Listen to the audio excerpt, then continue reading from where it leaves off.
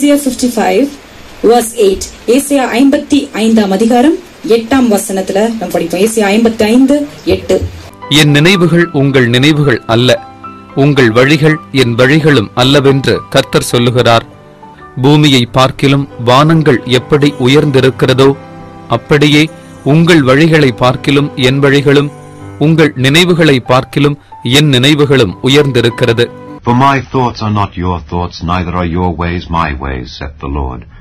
For as the heavens are higher than the earth, so are my ways higher than your ways, and my thoughts than your thoughts. It is not just the distance that God is speaking about. He says his thoughts are definitely higher. Hallelujah. Hallelujah சொல்லுமா? Hallelujah. ஆண்டவர் சொல்ல, என்னுடைய நினைவு இவ்வளவு gap இருக்குப்பா. Then it might relate to earth and our thoughts might relate to heaven. But God definitely says, my thoughts are higher than your thoughts. Hallelujah. கர்த்தருடைய நினைவுகள் உயர்ந்திருக்கிறது என்று இந்த வசனம் சொல்கிறது. ஆண்டவர் சொல்றாரு, I have thoughts not of evil. I want to do good to your soul, to your life. ஆண்டவர் சொல்ற தீமையின் எண்ணங்கள் எனக்கு உண்மையில ஒருபோதும் கிடையாது. அதனால we are going to look into God's expressions and not man's expressions, because we ourselves are filled with so much of folly. கர்த்தருடைய எண்ணங்கள் நம்முடைய எண்ணங்களை காட்டிலும் மகா உயர்ந்தது. ஹல்லேலூயா சொல்லுமா? ஹல்லேலூயா. நம்ம யாரெல்லாம் நம்ம எண்ணங்களை வைத்துக்கொண்டு, because your mind is the battlefield. Many people have heard it say, and God's servant watchman நீ ஒருத்தர் இருந்தார். அவர் சொன்னாராம், you know what, emotions, they are the first foe to a believer அப்படினா, they are the enemy to the believers அப்படினா. Emotions, if you are an emotional person, கவனமா கேளுங்க, you can say I'm an emotional person, I'm a sensitive person. சில பேர் அதை பெருமையா கருதுறாங்களே, I'm highly volatile, I'm temperamental அப்படின்வாங்க. அப்படின்னா என்னன்னா, அவங்க ஒரு நிலைவரமான ஆவி பெற்றுக்கொள்ளாதபடிக்கு எதுக்கு எடுத்தாலும் அவங்க கோவப்படுவாங்க, எதுக்கு எடுத்தாலும் they will be frustrated. So I'm telling you, if you cannot control your emotions, if you cannot control your feelings, if you are going to be an emotional person, you are going to be a commotional person. Hallelujah. Emotions உங்கள் வாழ்க்கை இருக்கும் என்றா, உங்கள் வாழ்க்கையில it's going to be full of commotion and chaos. Hallelujah. அமர்ந்த தண்ணீரண்டை அனுபவம். கர்த்தர் சொல்றார், நான் நல்ல மேய்ப்பன், உன்னை எப்படி கூட்டிட்டு போவேன்? I will lead you by the still waters. God doesn't say I will lead you by the stirred up waters. யோசிச்சு பாருங்க, எப்ப பார்த்தாலும் ஒரு குட்டை கலங்கே இருக்கும் என்றால் அது எப்படி பருகுவது எடுத்து. அதே போல உங்கள் மனங்கள், உங்க இருதயத்துல எப்பேற்பட்ட எண்ணங்களா இருந்தாலும் சரி, உங்க உள்ளத்துல இருக்க எண்ணங்கள் இங்க ஏறினாலும் சரி, your mind is always filled with so much of thoughts about anxiety. You're so frantic, many times you're frustrated, and always remember, the decisions that you make, the hasty decisions that you make can never be correct. Hallelujah. Many people say you're led by your feelings. If you are led by your feelings, if you are led by your emotions, I'm telling you, it is not correct. Hallelujah Suloma. Hallelujah. I will just go by my feelings, I will just go by the dictates of your heart. You have to go by God's thoughts and not your thoughts, because God says my thoughts are much higher than your thoughts. Hallelujah Suloma. Hallelujah. Adha inime yarella neenga sollina, led by my instinct, led by my emotions, I'm led by my feelings. Your feelings can go wrong, your feelings can let you down, your feelings need not be always right. Hallelujah.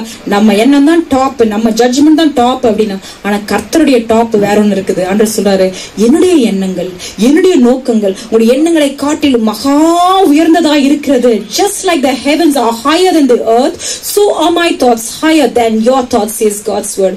அநேகர், maybe people come to you thinking that living waters are proceeding out of your life. Just listen to me carefully. ஆண்டவர் சொன்னார், ஜீவ தண்ணீரின் ஊற்றுகளை உங்கள் வாழ்க்கையில் திறப்பேன் என்று கர்த்தர் சொல்கிறார். ஆனா அந்த ஜீவ தண்ணீரின் ஊற்றுகள் அநேக நேரம் கலங்கி கலங்கி கலங்கி எல்லாரும் வருவாங்க, ஐயோ இவங்க கிட்ட இருந்து பருகலாம், I'm thirsty, I'm word thirsty, I want comfort, I want this thing from this person and he can help me, she can help me. When he or she comes, he goes away disappointed like the disciple many times, because you are troubled yourself, you are filled with thoughts of anxiety. Hallelujah. Cast your burdens unto Jesus, for he cares for you, says God's word. Whatever thoughts of anxiety, frustration, however frantic you are, I'm just telling you, submit it at God's feet. ஒருவேளை நீங்க நினைக்கிற எண்ணங்களை குறித்து நீங்க எதுவும் பெருசா செய்ய முடியாமல் இருக்கலாம், ஆனா நீங்க பேசுகிற வார்த்தைகளை குறித்து நீங்க கண்டிப்பா செய்ய முடியும். அல்லே சொல்லுமா? அல்லே கவனமா கேளுங்க. நீங்க நினைக்கிற எண்ணங்களை கூட, I'm telling you, you are a better person to handle your feelings and emotions than to dump it on somebody else, and then when it comes to you, அங்க போயிட்டு இங்க வரும்போது அநேக பாதிப்புகள் உங்களுக்கு உண்டாக்கும். Maybe you kick up abuse, maybe you kick up a fight, you could have contained it within yourself. Hallelujah. First, you have to learn to contain your thoughts, control your thoughts and command your thoughts. 3. First என்ன பண்ணோம்? நீங்க contain பண்ண கத்துக்கோங்க. யாரெல்லாம் இது வரைக்கும் I'm a direct person, நான் அப்படிதாங்க பேசுவேன், நான் படபடன்னு பேசுவேன், உள்ளத்துல எதுவும் வச்சிருக்க மாட்டேன், இன்னைக்கு மாறா ஒன்னு சொல்லி தரேன், உள்ளத்துல வச்சுக்கோங்க. ஹல்லேலூயா சொல்லுமா? ஹல்லேலூயா. Because everybody else is frustrated, everybody has a problem, something or the other is going on in their life, and don't expect them to handle the problem on your behalf. Already they have problems on their own. அநேக நேரங்கள் நம்ம முதல்ல தெரிஞ்சுக்கிறது இல்ல, நம்ம நினைக்கிறோம் இவங்க அப்படி இவங்க இப்படி என்று சொல்லிட்டு அவங்க மேல நம்ம அறியாமையே சில நேரங்கள் வெறுப்பு இருக்கலாம். Because they are well settled, or because they are good looking, or because they seem to be in command. That doesn't mean she is a bad person, he is a bad person. ஹல்லேலூயா சொல்லுங்க. ஹல்லேலூயா. அவங்க நல்லா இருப்பது நிமித்தம் சில பேருக்கு அவங்களுக்கு அறியாமையே ஒரு வெறுப்பு வரும், ஒரு பொறாமை வரும். And he can take it, she can take it ன்னு நம்ம நினைக்கிறோம். But who knows about the brokenness that they're going through inside their hearts? நான் சொன்ன 3 காரியங்கள் ஞாபகம் வச்சுக்கோங்க. You have to control your feelings. முதல்ல என்ன பண்ணோம்? நம்ம contain பண்ணோம். முதல்ல containனா நம்ம அடக்கி ஆள வேண்டும். ஹல்லேலூயா. நம் எண்ணங்களை, ஃபீலிங்ஸ், எப்பேற்பட்ட எண்ணங்களா இருந்தாலும் சரி, எரிச்சலின் எண்ணங்கள், கோபத்தின் எண்ணங்கள், கர்த்தருடைய வார்த்தை கிளீனா சொல்லுது. என்ன சொல்லுது? Do not sin in your anger. ஹல்லேலூயா. அநேக பாவங்கள் எப்படி பண்ணப்படுகிறது? கோபத்துலதான். அநேக உறவுகள் எப்படி உடைக்கப்படுகிறது? கோபத்தின் வார்த்தைகள் நிமித்தம் தான். அநேக உறவுகள் டக்குன்னு பிரியாத அந்த பேசப்பட்ட வார்த்தைகள் நிமித்தம். ஒருவேளை அதே நபர், இந்த வார்த்தையை பேசிய நபர் தன்னுடைய காரியங்களை அடக்கி இருப்பார் என்றால், இது வரைக்கும் வந்துச்சுங்க ஆனா சொல்லாம நல்லது. ஹல்லேலூயா. நான் இன்னைக்கு சொல்லித்தரேன், சொல்லாதீங்க. யாரா இருந்தாலும் உங்க நாவம் மேல ஒரு சில I'm telling you, you can handle it yourself. You just sit alone in God's presence, ask God, and God will give you the discerning. Hallelujah. அந்த அமர்ந்த தண்ணீருடைய அனுபவத்தை கர்த்தர் அனுகிரகம் செய்வார். நீங்க அமைதியா இருக்கும்போது அதே நபர் தான், நீங்க அதே சேம் பர்சன் தான், ஆனா வரும்போது living waters will proceed out of you. Hallelujah. அந்த கலங்கின அந்த காரியங்கள் எல்லாம் எடுத்து போடுவார். ஆண்டவர் ஒருவரே அதை தெளிவுபடுத்தும் தேவனாய் இருக்கிறார். So just remember this verse, Isaiah 55:8. And this is a wonderful verse. It's a strong verse. Just nail it in your hearts and never take it away. பைபிள்ல கொடுக்கப்பட்டிருக்க கேரக்டர் அபிகேல் என்ற கேரக்டரை குறித்து நம்ம பேச போறோம். Abigail was a beautiful woman. She was a woman filled with all grace, dignity. She was a noble woman. At the same time, she was a virtuous woman. அவங்க ரொம்ப அழகா நிதானமித்து, and she was a woman of prudence. Prudence னா wisdom combined with patience and the prudence. She was a woman of prudence. அவங்க என்ன பண்ணாங்களா? தாவீது ராஜா இந்த நாபால் என்ற பெயருக்கு என்ன அர்த்தமா? நாபால் என்ன அர்த்தமா சொல்லுங்க? நாபால் என்ற பெயருக்கு fool என்று அர்த்தமா. இப்படி பேர் வச்சிருந்தானோ அதே மாதிரி ஒரு வாழ்க்கை வாழ்ந்து கொண்டான். யாரு என்ன பண்ணணும் அது குறிச்சு கவலை கிடையாது. ஏன்னா இந்த மனைவி தான் எல்லாம் பார்த்துன்னு இருக்காங்களே, அட்மினிஸ்ட்ரேஷன் ஃபுல்லா பாத்துக்கிட்டு. ஒரு நாள் என்ன ஆச்சு? தாவீது ராஜா வந்தாரு. அவர் வந்தாரு, தன்னுடைய வாலிபர்கள் எல்லாம் கூட்டிக் கொண்டு வந்து, ஏப்பா நான் இத்தனை நேரம் நீ கூலி கொடுக்காமையே உன்னுடைய ஆடு மாடுகளை காத்தேன், உன் ப்ராப்பர்ட்டி எல்லாம் நாங்க காத்து வந்தோம், and we protected your property from all those bandits, and we are always rounding around this place, and we are like the area protectors, and you have to give us the revenue. நீ கொடுக்கணும்ப்பா, அதெல்லாம் கொடுக்க முடியாது, நான் உனக்கு எதுக்கு கொடுக்கணும்னதும் தாவீது ராஜா கோவம் வந்துச்சு. என்ன பண்ணாரு? எல்லாரும் கூட்டிக் கொண்டு, அவன் மட்டும் கிடையாது, அவன் சந்ததியில அவனுக்கு வேலை செய்ய எல்லா ஆண் மகனையும் அழிச்சிட்டு தான் நான் வருவேன் அப்படின்னு வரும்போது இதை குறித்து அபிகேல் கேள்விப்படுகிறாள். கேள்விப்பட்ட உடனே, you just read the preceding verses, and the verse says she acted quickly. Hallelujah. She acted quickly, but she acted in a wise manner. Hallelujah. We too act quickly. நம்ம கூட நிறைய நேரம் we act quickly இல்ல, திடீர்னு அப்படியே செயல்படுகிறோம், திடீர்னு we come into action, but we don't do it wisely. There is a difference. Hallelujah. Now அநேக நேரம் என்ன பண்றோம்? Unwisely we come into action, we say the wrong thing, we get caught by our own words, and you are setting a snare, a trap by your own words many times. Hallelujah. நீங்களே மத்தவங்க யாரும் உங்களுக்கு கண்ணி வைக்கவே வேணாங்க, நீங்க பேசுற வார்த்தைகளே நீங்க கண்ணி வச்சுக்கிறீங்க. வார்த்தையில் ஜீவன் உண்டு, மரணம் உண்டு. There is life and death in the word, says God's word. Hallelujah.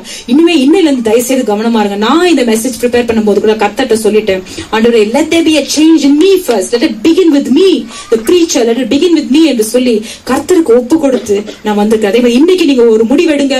Without taking a resolution, you should not move out of this place. I'm telling you, there is life and death in the word. Hallelujah. இவங்க பேசின வார்த்தைகள் நிமித்தம் யோசிச்சு பாருங்க. Abigail வர்றாங்க, ஓடி வந்து தாவீது ராஜாக்கு முன்பதாக மண்டிட்டு சொல்றாங்க, ஏங்க உங்களுக்கு வீணா அவனை கொலை பண்ணி உங்களுக்கு அந்த கொலைக்காரன் பேரு. அவங்க சொல்லு, என் ஹஸ்பண்ட் ரொம்ப நல்லவங்க, தயவுசெய்து அப்படிலாம் அவங்க பேசவே இல்லை. She said he is a fool. Our foolish தாங்க, அவர் மதீனன் தான், மதி கெட்டவரை போல வாழ்ந்து கொண்டா இருக்காங்க. அவரை போய் கொலை பண்ணி ஈ அடிக்கிற வேலை என்னமோ சொல்லுவாங்களே, இத இரும்புக்கு என்ன வேலை என்னமோ சொல்லுவாங்க, அவரை போய் அடிச்சு உங்களுக்கு என்னங்க, நீங்க ஏற்கனவே மாவீரன், நீங்க ஏற்கனவே சாதி சாதிச்சிட்டீங்க, you are already a conqueror, you are a brave warrior, you are a giant killer, and why should you kill this bee, why should you kill this fly அப்படின்னு சொல்லி ரொம்ப ஞானமா வந்து பேசுறாங்க. And this speech impressed King David and he understood it. ரொம்ப அழகா பேசுறாங்களே இந்த ஸ்திரீ அப்படின்னு சொல்லி அவர் உடனே என்ன பண்ணாரு, மனசை மாத்திக்கிட்டாரு. மனசை மாத்திக்கிட்டு அவர் அந்த வசனத்தை திருப்பி படிப்போமா, அந்த வார்த்தைகளின் நிமித்தம் எத்தனை how many lives were spared, not just the life of her husband, the lives of all the men in her community. Hallelujah. Are your words life saving? உங்க வார்த்தைகள் ஜீவனை கொலை பண்றதா இருக்குதா, ஜீவனை மீட்டு கொள்வதா இருக்குதா? கவனமா கேளுங்க. அநேக நேரத்துக்கு சொல்லுவாங்க, பேசி பேசியே சாவடிப்பாங்க, இவன் சொல்லுவாங்களா, பேசி பேசி நோகடிப்பாங்க. ஆனா இன்னைக்கு நம்ம ஆராய்ந்து பார்க்க போறோம், நம்ம பேசி பேசி யாரையும் தயவு செய்து சாகடிக்க வேணாம், பேசி பேசி நம்ம நோகடிக்க வேணாம். ஒருத்தவங்க சொல்லுவாங்க, சும்மா பேசினே இருப்பாருங்க, பேசினே இருப்பாரு, அதனால எனக்கு என்ன, எனக்கு கொஞ்சம் ரெஸ்ட் வேணும் அப்படின்வாங்க. உங்க வார்த்தைகள் ஆசீர்வதிக்கப்பட்ட வார்த்தைகளா இருக்கும்னா நீங்க யாரு, நீங்க ஆசீர்வதிக்கப்பட்டவங்க. And blessed are the peacemakers அப்படின்னு ஒரு வார்த்தை உண்டு. சமாதானம் பண்ணுகிறவர்கள் பாக்கியம். Are you a peacemaker or are you a peace breaker? நீங்க கண்டிப்பா யோசிச்சு பார்க்கணும். அநேக நேரங்கள் நம்ம வார்த்தைகளை வச்சு குடும்பங்கள்ல சண்டை, இல்ல நம்ம குடும்பத்தை விட்டுருவோம், மத்த குடும்பத்தை போய் கிளறி நம்ம வார்த்தைகளை வச்சு, ஏங்க இப்படிதாங்க, இப்படிதான் நீங்க பேசு, நீ விடாதமா, நீ பேசுமா, நீ விட்டுறவே கூடாது, இப்ப விட்டுன்னு வச்சுக்கோ, அப்புறம் எப்பயுமே விடுமா, ஏங்க அந்த மாதிரி வார்த்தைகள் எல்லாம் பேசுறீங்க? Blessed are the peacemakers. I learned a lesson. நான் முதல்ல எல்லாம் maybe because I was also young, I said, oh, this should be, that should be அப்படின்னு பேசுறேன். But God told me, blessed are the peacemakers. ஏற்கனவே அங்க எரிஞ்சிட்டு இருக்கு. எரிகிற எண்ணெயில, எரிகிற தீயில என்ன ஊத்துருமா, எண்ணெய் ஊத்துருமா. நம்முடைய வார்த்தைகள் எப்பேற்பட்ட வார்த்தைகள். இவர் சொன்னார், தாவீது அபிகலை குறித்து சொன்னார், நீ பேசின வார்த்தைகளின் நிமித்தம், you know what you did, நீ பண்ண சாதாரண காரியம் இல்லம்மா, I would have shed blood and my innocent hands would have become blood stained. It is okay if I kill the giant, but it is not okay if I kill all these helpless people. But you prevented it. And how did you prevent it? By your wise words. Are you preventing disasters and violence in your life with your words of wisdom? Shall we say hallelujah? Hallelujah. நம்ம யோசிச்சு பார்க்க போறோம், நம்ம பேசுற வார்த்தைகள் நிமித்தம் சண்டை வருதா, சண்டை போகுதா? நம்ம பேசுற வார்த்தைகள் நிமித்தம் நம்ம சண்டை கிளறி கொண்டிருக்கிறோமா? Are we stirrers or are we people who quieten everything? Hallelujah. அந்த அமர்ந்த தண்ணீருடைய அனுபவம் யார் கொடுப்பாராம்? நல்ல மேய்ப்பனே நமக்கு கொடுப்பார். இந்த வசனத்தை ரொம்ப அழகா கொடுக்கும். நம்ம இன்னைக்கு ஒரு முடிவு எடுக்க, யாரை போல இருக்கணும்? அபிகலை போல இருக்கணும். அதுக்கு நீங்க ரெண்டு காரியம் பண்ணணும். என்னன்னா, மாம்சத்தின் எண்ணங்கள் என்று ஒன்று உண்டு, ஆவியின் எண்ணங்கள் என்று ஒன்று. கவனமா, எல்லாருக்குமே பரிசுத்த ஆவியானவர் நமக்குள்ளா இருக்கிறார், மாம்சமும் நமக்குள்ள. And always there is a conflict that is going on. பரிசுத்த பவுல் ரசன சொல்றார், you have to kill the flesh அப்படின்றார். என்ன சொல்றாரு? உன் மாம்சத்தை என்ன பண்ணும்? சாகடிக்கணும். அப்பதான் என்ன பண்ணும்? ஆவியில ஜெயிக்க முடியும். கவனமா ஒரு கேளுங்க. ஒரு எக்ஸாம்பிள் நான் சொல்றேன். ஒரு மனுஷன் ரெண்டு நாய்களை வைத்துக்கொண்டு, one was a black dog and one was a grey dog. ரெண்டு நாய்களை வைத்துக்கொண்டு டெய்லி என்ன பண்ணுவாராம்? அவர் மார்க்கெட் பிளேஸ், கவனமா கேளுங்க, this is a very brilliant example. He used to take it to the market places, he used to take it to the crowded areas, and he used to set up a duel between the dogs. இந்த ரெண்டு நாய்களுக்கு சண்டை வந்து மூட்டி விடுவாராம். And he used to ask people to bet upon the dogs. Maybe black dog win பண்ணுமா, white dog win பண்ணுமா, bet கொடுங்க அப்படின்னா. இதை வச்சு நிறைய சம்பாதிச்சுட்டு இருந்தாராம். அப்புறம் கடைசியில இவர் ஒரு பெட் சொல்லுவாராம், இந்த நாயின் சொந்தக்காரர் சொல்வாராம், அவர் சொல்றது எப்பயுமே கரெக்டா பழிக்குமா, இந்த நாய் இன்னைக்கு ஜெயிக்கணும், அந்த நாயை கண்டிப்பா இன்னைக்கு ஜெயிக்குமா. சில நேரம் அதே காலையில சாயந்தரம் இல்ல அடுத்த நாள் இவர் சொல்றது ஒரு டைம் கூட தப்பாதான். அப்ப கூடயே ஒருத்தர் வந்து கொண்டே இருந்தாராம், இந்த நாய் சண்டையெல்லாம் பார்த்து கொண்டு. அவர் ஒரு நாள் கூப்பிட்டு கேட்டாராம், because he was so curious and he said, can I ask you something? நீங்க உங்க நாய் தான், ரெண்டுமே உங்க நாய் தான், ரெண்டுமே நீங்க தான் வளர்க்குறீங்க, ரெண்டுமே பாக்கிறதுக்கு சேமா இருக்கு, they look equal and they're almost similar, but how is it that every time you place a bet upon the dog it comes out correct? Can you tell me the secret? அப்படின்னு கேட்கும்போது, there is a secret அப்படின்னா அந்த மனுஷனை கூப்பிட்டு சொன்னா, எனக்கு தெரியும் கண்டிப்பா எந்த நாய் வின் பண்ணணும் தெரியும். நான் என்ன பண்ணுவேன், ஒரு சில நாட்கள் அந்த நாய் என்ன பண்ணுவேன், கருப்பு நாய்க்கு சாப்பாடு போட மாட்டேன். ஒரு சில நாய் ஒரு நாள் என்ன பண்ணுவேன், இந்த வெள்ளை நாய்க்கு நான் சாப்பாடு போட மாட்டேன். என்னைக்கு 2 நாள் இந்த கருப்பு நாய்க்கு சண்டை சாப்பாடு போடலையோ, கண்டிப்பா அடுத்த போட்டியில அந்த கருப்பு நாய் என்ன பண்ணிடும், தோத்துரும். என்னைக்கு நான் அந்த வெள்ளை நாய்க்கு சாப்பாடு போடலையோ, கண்டிப்பா அந்த வெள்ளை நாய் தோத்துரும். இல்ல, என் கையில தான் கீ. நான் which dog I starve, which dog I feed, that is my choice and my choice will never go wrong அப்படின்னு தைரியமா சொன்னா. கவனமா கேளுங்க. So what are you feeding? Are you feeding the black dog? Are you feeding the grey dog? The more you feed the thoughts of flesh, the more you feed the fleshly inner man, the fleshly inner man is going to outgrow the spiritual man. And one day, you cannot contain it, you cannot control it, you cannot command it. Hallelujah சொல்லுமா? Hallelujah. அதுக்கு நீங்க தீனி போட்டு கொண்டே இருப்பீங்க. எப்படிங்க தீனி போடுறது? எப்படி தீனி போடுறது நான் சொல்றேன். கர்த்தருடைய வார்த்தை படிக்காதபடிக்கு slowly when something is cropping inside you, maybe it is a slight temptation, ஒரு சின்ன சோதனையா இருக்கலாம். சின்ன சோதனைங்க, நான் சூப்பர் எஃபிஷியன்ட், நான் அதெல்லாம் பார்த்துப்பேன், அதெல்லாம் நான் டேக்கிள் பண்ணிப்பேன். டேக்கிள் பண்ண முடியாது. அந்த சின்ன சோதனை வரும்போதே கர்த்தரின் பிரசன்னத்துல போய் நீங்க முழங்காலிட்டு ஜெபித்தால் ஒழிய அந்த சின்ன சோதனை பெரிய சோதனையாய் மாறி உங்களையே அது கண்ட்ரோல் பண்ண ஆரம்பிச்சிடும். Maybe it is a desire of the flesh, maybe it is a spirit of anger, maybe it is a spirit of violence against somebody, and one day it is going to kill you and kill the relationship that you share with that person. Say hallelujah, hallelujah. அதனால உங்க மாம்சத்தின் எண்ணங்களை நீங்க முதல்ல சாகடிக்கணும். தீனி போடாதீங்க.